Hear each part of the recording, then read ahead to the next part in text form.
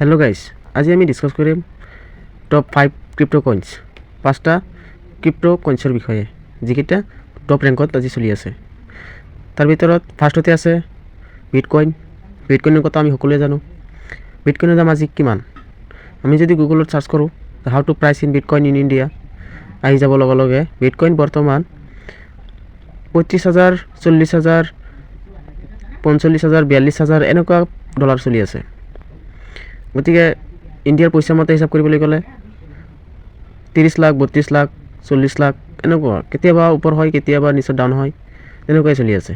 Second পইণ্টত আছে Ethereum. ইথেৰিয়ামৰ যদি আমি গুগলত চাৰ্চ কৰোঁ ইথেৰিয়ামৰ বিষয়ে আমি বিস্তাৰিত পাই যাম। তাৰপিছত আছে ডগ কইন, পলিগন, মেট্ৰিক্স ইত্যাদি কইনছ। আমি কইনছৰ বহুত কইনছ আছে, গতিকে টপ ৰেংকত এইকেইটাৰ কইনছেই মাত্ৰ আছে। কিন্তু আমি এতিয়া ডিছকাছ কৰিম এইকেইটা কইনছত আমি কি ইনভেষ্ট কৰিলে ভাল হ'ব। মই ছাজেষ্ট কৰিম আপোনালোকে নতুন কইনছত ইনভেষ্ট কৰক।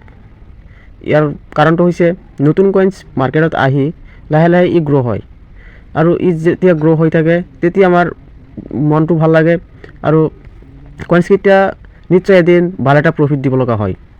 সেইকাৰণে আমি নতুন কইনছত ইনভেষ্ট কৰা দৰকাৰ।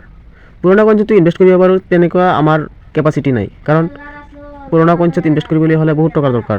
আমাৰ পইণ্ট হিচাপে কিনিব লাগিব। এটা বিটকইনটো আমি সম্পূৰ্ণৰূপে কিনিব নোৱাৰোঁ, আমাৰ তেনেকুৱা যোগ্যতা নাই।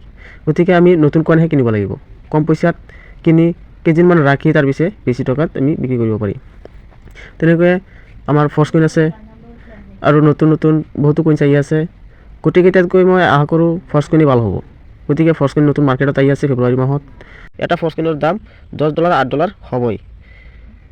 গতিকে আপোনালোকে যদি কোনোবাই কিনিব বিচাৰে কিনিব পাৰে, আমাৰ লগত যোগাযোগ কৰিব পাৰে, আমি সম্পূৰ্ণ সহযোগিতা কৰিম। দেখা হ'ব নেক্সট ভিডিঅ'ত। Thank U.